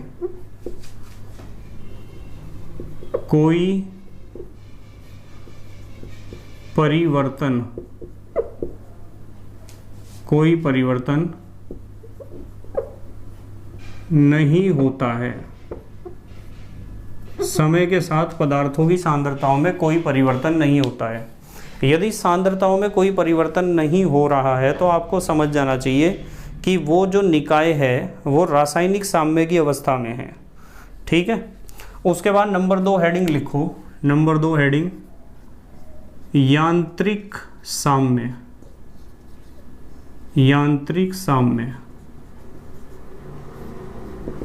साम्य या मैकेनिकल इक्विलिब्रियम लिख लो इसे इंग्लिश में, मैकेनिकल इक्विलिब्रियम।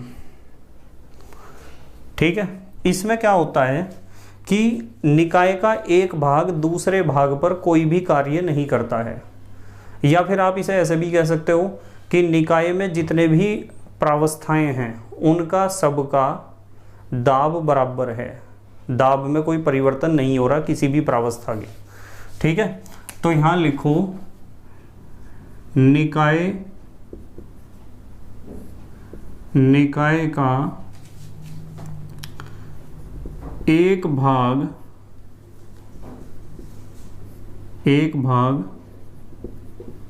दूसरे भाग पर कोई कार्य नहीं करता है। निकाय का एक भाग दूसरे भाग पर कोई कार्य नहीं करता है। कोई कार्य नहीं करता है। ठीक है, कार्य से ही संबंधित है जो यांत्रिक शब्द का हमने प्रयोग किया है। ठीक है, इसे आप ऐसे भी लिख सकते हो, अर्थात संपूर्ण निकाय का दाब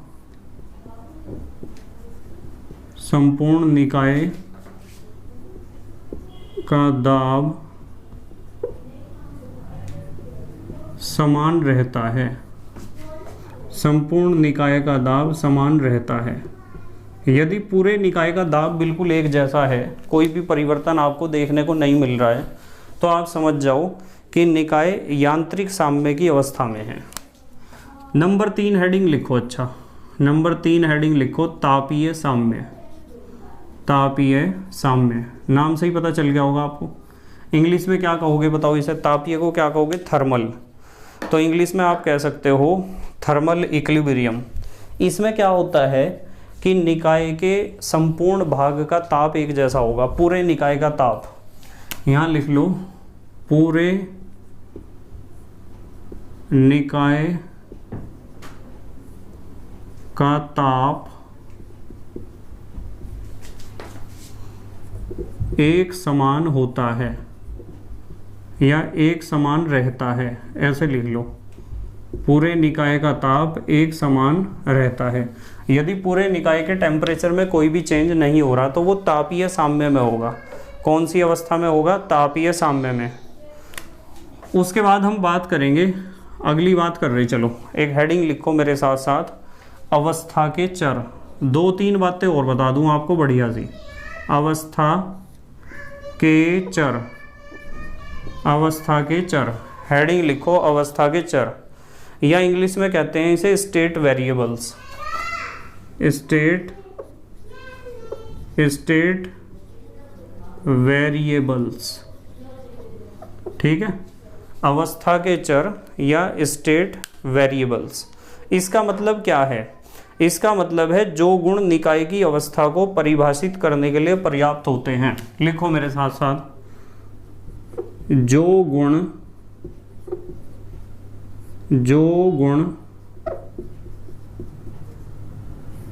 निकाय की, मान लो आपके पास निकाय है कोई और उस निकाय की अवस्था को आपको समझाना है, तो निकाय की अवस्था को समझाने के लिए जिन गुणों की आवश्यकता पड़ती है, ठीक है, तो जो गुण निकाय की अवस्था को, जो गुण निकाय की अवस्था को परिभाषित करने के लिए,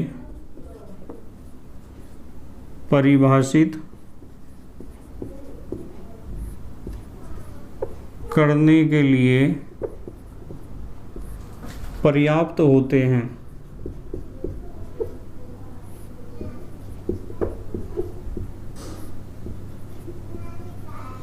परिभाषित करने के लिए पर्याप्त होते हैं, उन्हें कहते हैं अवस्था के चर। ठीक है, कोमा लगा के लिख सकते हैं, अवस्था के चर, अवस्था के चर कहलाते हैं, अवस्था के चर कहलाते हैं। ठीक है, तो निकाय की अवस्था को समझाने के लिए जिन गुणों की आवश्यकता हमें पड़ती है उन गुणों को कहते हैं अवस्था के चर। जैसे ताप, दाब, आयतन, संगठन। लिख लो यहाँ उदाहरण, ताप, दाब, आयतन, संगठन आदि, ये सब क्या हैं? अवस्था के चर हैं। क्या हैं? अवस्था के चर। अगली बात कर रहे, चलो एक हेडिंग लिखो, अवस्था फलन। ये सारे क्वेश्चन बहुत इंपॉर्टेंट हैं बेटे। एक हेडिंग लिखो, अवस्था फलन। अवस्था फलन को इंग्लिश में क्या कहेंगे बताओ? State function. अवस्था फलन को इंग्लिश में कहेंगे हम स्टेट फंक्शन। ठीक है, तो स्टेट फंक्शन का मतलब होता है ये गुण निकाय की अवस्था का निर्धारण करते हैं। निकाय कौन सी अवस्था में है इन गुणों से पता चलता है। लिखो मेरे साथ, ये गुण निकाय की, ये गुण निकाय की अवस्था का निर्धारण ही निकाय कौन सी अवस्था में है, अवस्था का निर्धारण करते हैं, अवस्था का निर्धारण करते हैं। मेरे साथ साथ लिखा करो बेटे, अवस्था का निर्धारण करते हैं। इनके मान प्रारंभिक व अंतिम अवस्था पर निर्भर करते हैं, न कि पथ पर। इनके मान केवल अवस्था पर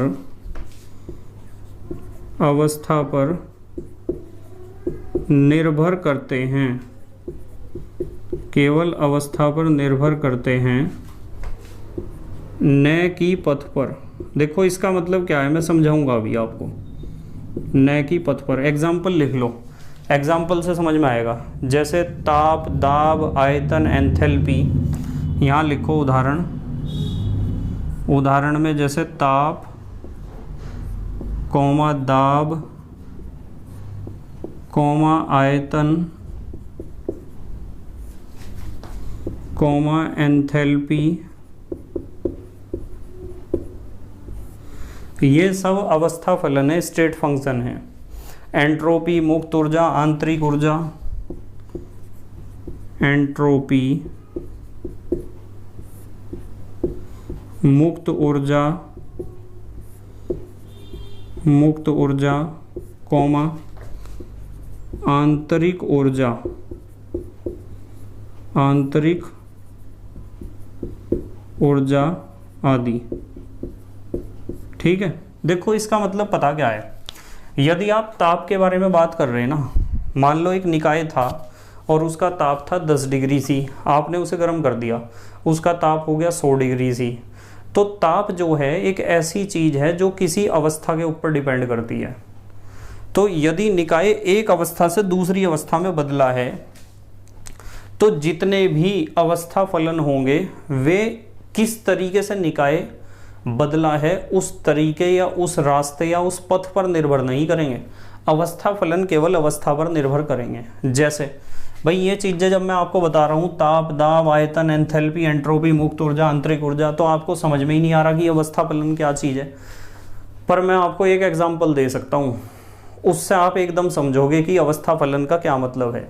जैसे मैं कहूँ कि आप अपने स्कूल में जा रहे हैं, अपने विद्यालय में आप जा रहे हैं, तो विद्यालय में पहला पीरियड स्टार्ट हुआ और क्लास टीचर क्लास में आए, उन्होंने उपस्थिति ली, अटेंडेंस ली, आपका नाम बोला, आपने कहा प्रेजेंट सर, तो आपकी जो है अटेंडेंस रजिस्टर में अटेंडेंस लग गई है। तो यूँ बताओ मुझे कि अटेंडेंस का लगना क्या इस बात पर निर्भर करता है कि आप कौन से रास्ते से स्कूल पहुँचे हो? नहीं, अटेंडेंस का लगना सिर्फ एक बात पर निर्भर करता है कि आप स्कूल में हो या नहीं हो, कौन से रास्ते से आए हो, कौन से वाहन से आए हो, इस बात पर कोई भी निर्भर नहीं करता। सिर्फ इस बात पर निर्भर करता है कि यदि आप वहाँ हो स्कूल में या क्लास में तो आपकी उपस्थिति लग जाएगी, और यदि वहाँ आप नहीं हो तो वहाँ आपकी अनुपस्थिति लग जाएगी, एब्सेंट लग जाएगी। ठीक है, तो आपकी उपस्थिति एक अवस्था फलन है। क्लियर हो रही ना बात? आपकी उपस्थिति एक अवस्था फलन है, ना कि पथ फलन। पथ फलन वो है जो रास्ते पर निर्भर करता है, और अवस्था फलन वो होता है जो अवस्था पर निर्भर करता है। जैसे ताप, किसी भी निकाय का ताप कितना है वो अवस्था पर निर्भर करता है। आपको वो अवस्था कैसे प्राप्त हुई है, किन किन रास्तों से आपने चल के उस अवस्था को प्राप्त किया है, इस पर ताप बिल्कुल भी निर्भर नहीं करता। ऐसा ही होता है दाब, आयतन, एंथैल्पी, ये जितने भी मैंने आपको लिखवा रखे हैं नीचे उदाहरण, ये सारे क्या हैं? अवस्था फलन हैं। ये केवल निकाय की अवस्था पर निर्भर करते हैं, ना कि निकाय ने उस अवस्था को कौन से रास्ते से प्राप्त किया है, कौन से पथ से प्राप्त किया है, उस पथ या रास्ते पर निर्भर नहीं करते बिल्कुल भी। ठीक है, जैसे मैंने आपको एक एग्जांपल दिया कि आपकी जो उपस्थिति है वो सिर्फ इस बात पर निर्भर करती है कि आप स्कूल में हो या नहीं हो। यदि आप स्कूल में प्रेजेंट हो तो आपकी प्रेजेंट लग जाएगी, और नहीं हो तो एब्सेंट लग जाएगी। आप स्कूल में क्यों नहीं हो इस बात पर डिपेंड नहीं करता है कुछ भी। ठीक है, उसके बाद बात करेंगे हम, अगली हेडिंग लिखो चलो, पथ फलन। अब हम बात करेंगे पथ फलन की। ठीक है, पथ फलन को कहते हैं पाथ फंक्शन। पथ को पाथ कहते हैं ना इंग्लिश में, पाथ फंक्शन। अब आपके समझ में आ गया होगा कि पथ फलन क्या है। ठीक है, मतलब निकाय के वे गुण जो मार्ग पर निर्भर करते हैं, पथ पर निर्भर करते हैं। तो आप लिख लो ये गुण प्रारंभिक, ये गुण प्रारंभिक या अंतिम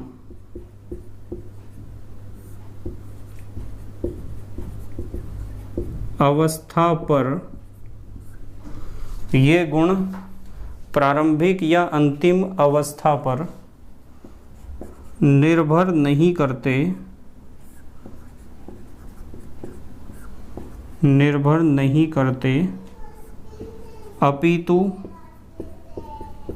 अपितु किस पर निर्भर करते हैं? मार्ग पर, अपितु मार्ग पर निर्भर करते हैं।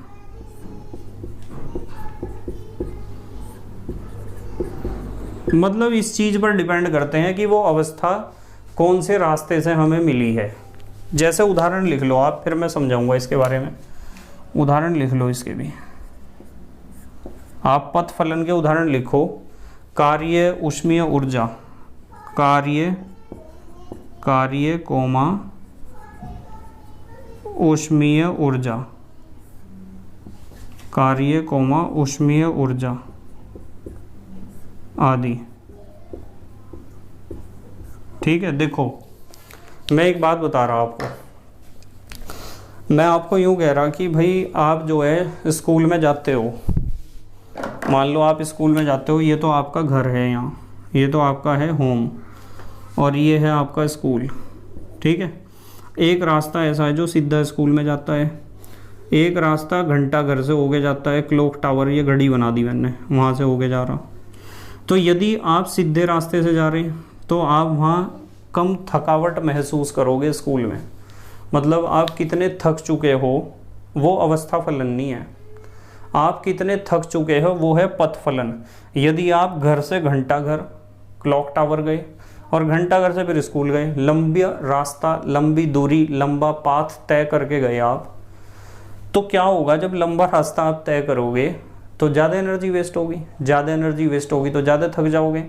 तो यदि आप यहाँ पर ज़्यादा थके हुए हो तो समझ जाओ कि आपका जो थकने का परसेंटेज है वो इस बात पर डिपेंड करता है कि आप कौन से रास्ते से स्कूल पहुँचे हो। तो कितने थके हुए हो ये कोई अवस्था फलन थोड़ा ही है, ये तो पथ फलन है। वो इस बात पर डिपेंड करता है कि आपने घर से स्कूल जाने के लिए कौन सा रास्ता चुना था। ठीक है, समझ में आती है ना बात? तो ये सारी बातें ध्यान रखनी होती हैं हमें। मतलब हमने अब क्या क्या पढ़ा है? हमने पढ़ा है ऊष्मागतिक साम्य। ऊष्मागतिक साम्य में पहला पढ़ा है रासायनिक साम्य, फिर यांत्रिक साम्य, फिर तापीय साम्य, फिर अवस्था के चर, फिर अवस्था फलन और फिर पथ फलन। अवस्था फलन वे हैं जो अवस्था पर निर्भर करते हैं, रास्ते पर निर्भर नहीं करते कि वो अवस्था किस रास्ते से हमें प्राप्त हुई है। और पथ फलन वे होते हैं जो रास्ते पर डिपेंड करते हैं, वे गुण जो रास्ते पर, पथ पर डिपेंड करते हैं, न कि अवस्थाओं पर। ठीक है, अब हमारे देश के प्यारे प्यारे बच्चे जल्दी से पोज करके लिखेंगे, इसे पोज करके लिख लो बेटे, जल्दी लिख लिया? ठीक है, तो बेटे मुझे उम्मीद है कि आज जो हमने यूनिट नंबर 6 स्टार्ट किया है इसमें बहुत सारी मैंने आपको डेफिनेशंस बताई हैं, छोटी छोटी, ये आपकी समझ में आई होंगी। और बेटे मेहनत और ईमानदारी से पढ़ाई करते रहो, ईमानदारी से जो मेहनत करता है ना उसका भविष्य बहुत उज्जवल होता है, गारंटी है इस बात की पूरी, उसका भविष्य बहुत अच्छा होता है।